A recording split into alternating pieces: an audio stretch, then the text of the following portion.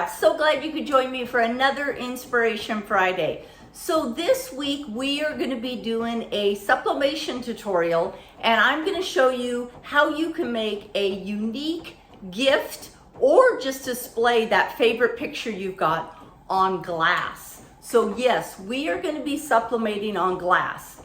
But before we get started, there's a few things that I really want to go over with you guys on sublimating on glass. It's not just as easy as picking up a piece of glass and boom, sublimating on it. Two ways that you can do it. One is you can buy a substrate that is already prepped and ready to go for sublimation. And that's what I'm going to be showing you today. I will put a link down below to where I picked up my frames or my glass that I am using. But there are also some sublimation sprays out on the market, and I will be doing a future tutorial about using those. But today, I'm going to be using a substrate that I purchased ready to go for sublimation. So let me show you what I mean by that. So this is a piece of glass, okay? And you can see that it's white on the back. Kind of hard to do. I'll do a close-up picture of it so you guys can see it. But this is a beveled glass. It looks really nice once you put the picture on it. And what we're going to do is we are actually going to sublimate on the back side of it. So really important that this white is here to be able to do the sublimation. So that is the one key that you need. Of course, you guys are going to need a sublimation printer. And you can see right now I've got a picture coming off of my Epson Workforce 7210. I do use Cosmo ink in my Epson printer. I did do a conversion on it and put that type of ink in. My absolute favorite paper I like to use is this Sublimation Paper. It works great, and it comes in varying sizes. So depending on what your printer can handle, you can actually pick up bigger sizes. Today I'm just using the 8.5 by 11 for my picture.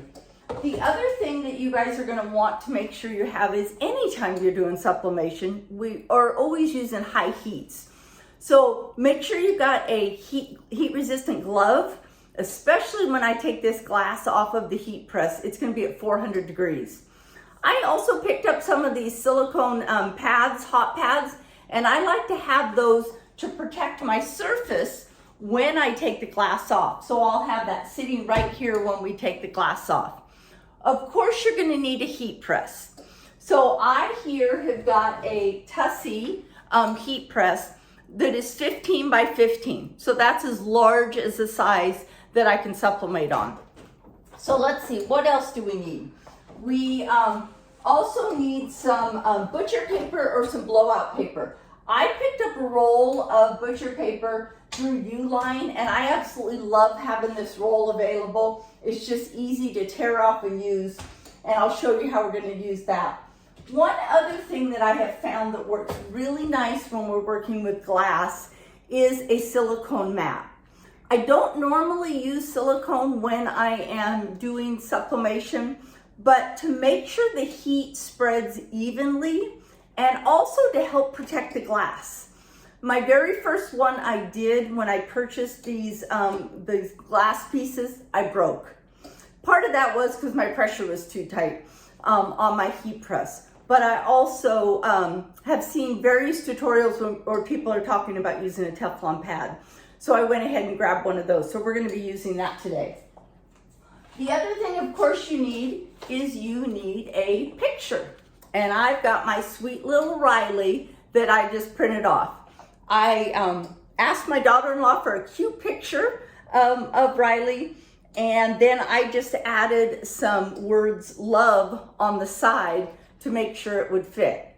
One thing I want to show you some fails on though, you guys, is I designed my picture in Canva, which is what I use a lot of times whenever I'm doing my design. And I went to print it off. This was my first print. Wrong size, Lisa. And then this was my second print. It looks close, but guess what? The love on the sides was cut off. So really important that you look at what your sizing is when you print your picture off. Another thing that is really unique about doing it on glass is normally whenever you have words when you're sublimating, you always do a mirror image. You do not mirror image when we're working with glass because we are going to put this on and then put the glass on top. So it's going to come straight through. So no need to mirror image when you are using glass. One more thing I forgot to tell you you're also going to need is you're going to want some heat resistant tape. I purchased the wide tape. I started using the wide heat resistant tape when I was doing tumblers, and I've just stuck with it. I just really like to have it. So I've always got a roll of that. And then one last thing is if you are just getting into sublimation or you're looking for a good reference book, this sublimation printing tip sheet book is available on Amazon, and I will definitely give you a link to it. I actually was fortunate enough to be able to do a little bit of collaboration. I've got a little bit of some of my designs that are included in the book, but Strick Sticklin put this book together, and it was his labor of love. And it's just got a wealth of knowledge of all about sublimation. And I like to use the reference pieces in the inside because it gives you all kinds of ideas of things that you guys could be sublimating on. And glass is one of the things listed, and that's what we're going to be doing today. So what I'm going to do is I'm going to pull you over closer to the heat press so I can show you how I'm putting this together. But let me tell you, once you've got it printed out, you've got your heat press up to heat, this works lickety-split. Let me tell you, my heat press right now is at 400 degrees, and we're going to press for 270 seconds. Now, where I got that exactly from is where I bought my blanks from is Coastal Business, and they have got a link on directions on all of their substrates on what heat and what time to be using. So again, I'll put a link down below to that, but it's really, really helpful to always look at your manufacturer's recommended settings. So give me a second, I'll get you moved over here and we'll get working on this frame. Okay, let's get started. So I do have my sublimation blank here, just like I was telling you guys about.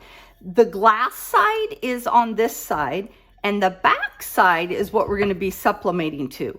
One thing I didn't mention before, it's always a good idea to run a little bit of alcohol across the back. One thing I have noticed is fingerprints do not play well with the ink from sublimation. And so just make sure your glass is clean. And again, we're doing this on the white side of the glass. And then we want to make sure that our glass is dry. So I can see there's a little bit of still remnants of me doing that. And so I'm just going to take a clean cotton ball and make sure that I get all that alcohol picked up. Then what we're going to do is we are going to take our picture of Miss Riley and we're going to lay it down. And the nice thing about this is you can see through pretty good on these. And we just want to make sure that we have got that exactly centered. And luckily I can see through pretty good on it. And I see that I've got it nice and centered. And then what I'm going to do is I'm going to take my heat resistant tape and I'm just going to hold that in place. Because what we're going to do is we're going to move this over to the heat press. We are going to put it on the heat press in this exact position. I do have a piece of blowout paper on the heat press, and I've also going to put another piece of blowout paper on top, and then we're going to put our silicone pad right on top of that. So let's move over to the heat press. Okay, so we're at the heat press. My heat press is, you can't see it right now, but it's at 400 degrees for 270 seconds. I'm going to swing it out of the way, and we are going to move our substrate right on top there. And I've already tested out my pressure, so I know my pressure is good. I'm going to put another piece of blowout paper, and then I am going to put my Teflon sheet right over the top so that I know it's over the top of Riley's picture. And just to protect the top, I'm going to do another piece of blowout. Then I'm going to bring my heat press over and we are going to engage it, okay? And we are going to go, I'm going to release that just a little bit more.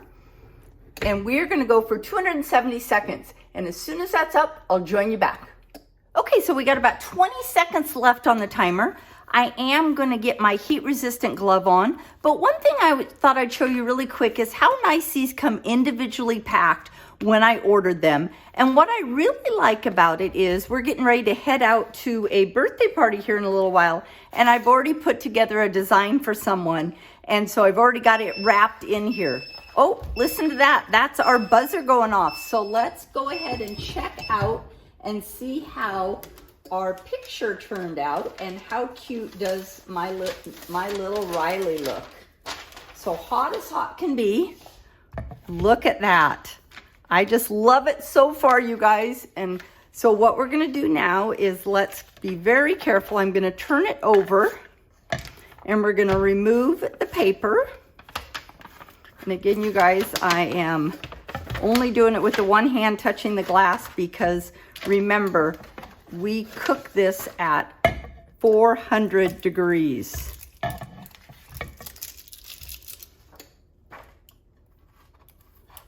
Whew, that is hot, hot, hot. So you definitely want to let that cool off. But I just love how my little Riley turned off. I apologize that you guys are seeing the glare of my camera there. So what I'm going to do is I'm going to get this picture set up so you can get a better look at it.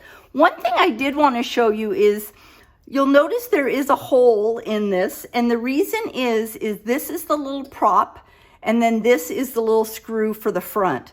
So it's just the way that you can display these and they look so cute. So I can't wait to show you this when we get it all put together.